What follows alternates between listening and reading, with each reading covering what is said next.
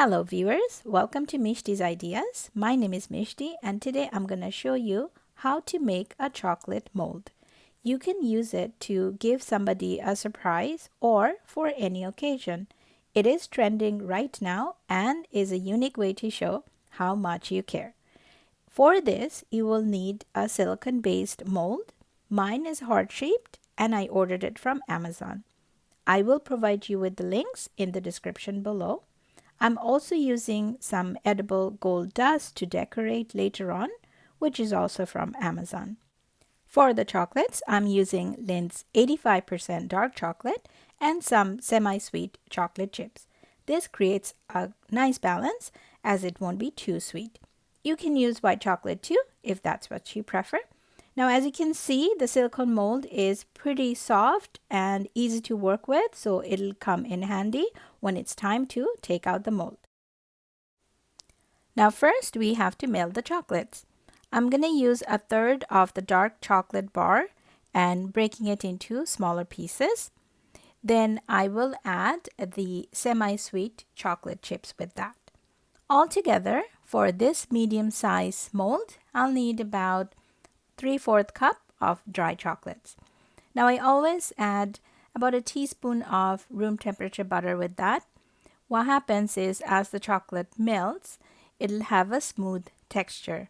It's important not to overheat it also as you are melting it. So what I would suggest is to keep things simple. Just microwave it in 4 intervals. The first 2 times, 30 seconds each, and the last 2 times 20 seconds each. And after each time of microwaving, take it out, give it a nice stir to make sure everything is mixing properly and the chocolate is getting smooth. Now that the chocolate is melted, we are ready to pour it inside the silicone mold. Make sure the mold is all clean, and then I would pour about a third of the melted chocolate inside the mold. Now this is the most time consuming process in this recipe, is taking your time and move the mold around so the chocolate covers evenly as possible around the mold. So take your time, shake it, tap it, and then just move it carefully around. Melted chocolate do tend to just jump out, so make sure you have something underneath to cover all the messes, and just take your time doing this. And using the leftover chocolate, I'm gonna follow the same process on the other side as well. The main idea is to uniformly spread the chocolate around the mold so that it's not too thin or too thick. If it is too thin, when you try to take it out of the mold, it's gonna break. So you gotta have some thickness, and that's the main reason you need to take your time and go around to make sure it's covered properly. And for the hard to get areas, I usually use a small spatula and I just brush it around the edges especially. This way I can control the thickness around the edges as well. So that's a quick tip that you can use. And now I'm giving it a final shake to make sure everything looks uniformly distributed. It looks pretty good to me. So next I'm gonna put the mold on a plate, any plate, and I'm just gonna keep it in the freezer for 10 minutes for the initial set. So 10 minutes on a plate in the freezer for the initial set.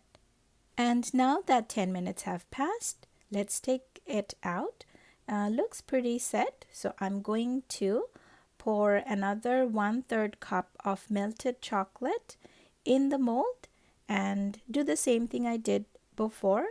Just turn it around and coat it evenly, especially to the edges that didn't have enough the first time. So you're just trying to make sure everything is again uniformly distributed and set.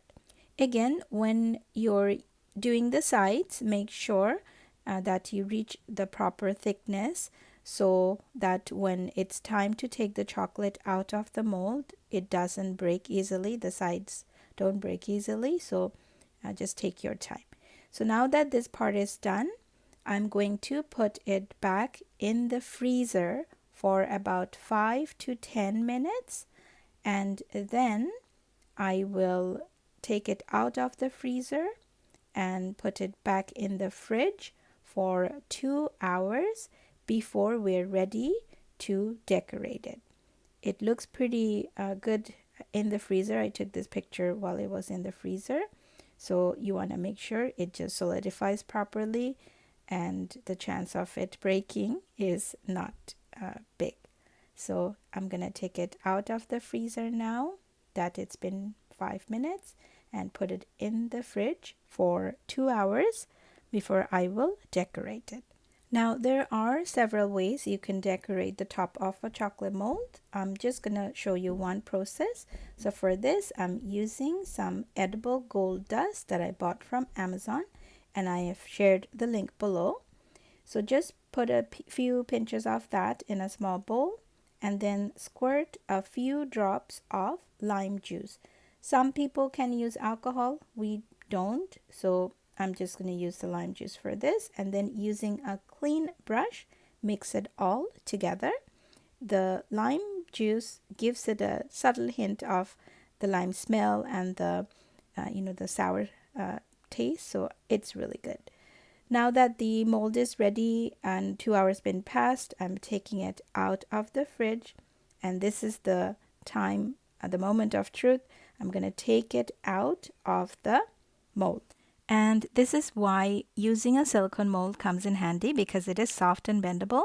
So all you're trying to do is kind of wedge your finger in between the chocolate and the mold to detach it around the sides, and then gently try to roll it away from the chocolate. So almost like taking a gloves off. So be gentle, don't touch the top or the sides too harshly. Just gently try to roll it away from the chocolate, and use a plate under so that you can place the chocolate upside down while you're taking the mold off from the chocolate. And this is also why it was important to make sure that the sides, when we were pouring chocolates inside the mold, are thick enough so that when you try to do this, they don't break easily. Now that the mold has come off nicely and smoothly, the chocolate mold itself looks really beautiful, and it has the right thickness all around. So I'm just going to put it back on the plate, and I will decorate it using a simple technique. All I'm going to do is put my brush in the gold dust and lime mix, and then just kind of tap it on the chocolate mold. So it's just creating almost like a starry effect. You can do this around it also. You could use brush lines. If you're using white chocolate, you can use other colors. So there is various ways you can decorate it based on what your occasion is. You can even leave some part empty if you're planning to put some type of a message. I usually use like something on a paper, just write it up and put it on top. But just like decorating a cake, you could use various methods. But once you finish decorating, put it back in the fridge before you're ready to use it, because chocolate tend to get soft pretty quick. So just keep that in mind. And lastly, I'll show you how you can use the chocolate mold as a gift, that idea. So I purchased this clear box from Amazon. I'm going to put a hardboard or cardboard bottom first. Make sure it's clean, because your chocolate mold or any food you use will go on that. So I'm just placing that. And next, before I put the chocolate mold, I will use some nuts here, because this is not a special occasion, but for your occasion, you could use chocolates or strawberries or anything you prefer underneath that you're going to hide with the chocolate mold. And using the nut, I've created a small hill so that when the mold covers it and you break it, they kind of spill around. Gives a cute effect. So now that my nut hill is ready, I'm going to cover it with the chocolate mold. And for the empty spaces around the boxes, I will use some cutout tissue papers, but you can use again other stuff too. You can use fruits, chocolate covered fruits or chocolates, or anything else you prefer. So just make it customized to your occasion. And voila, here is the finished product. Doesn't it look amazing? So here is an idea on how to include messages if that's what you're planning to do. This one, my niece actually made it for our anniversary. She even included a wooden hammer, a dowel, which again you can purchase from Amazon, and this is on white chocolate. Hello. Hi. So who wants to break this? Me? Okay. No, me. Excitable. Okay.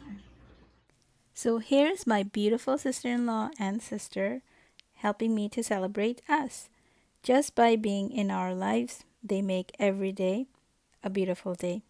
And I thank Allah for a wonderful family.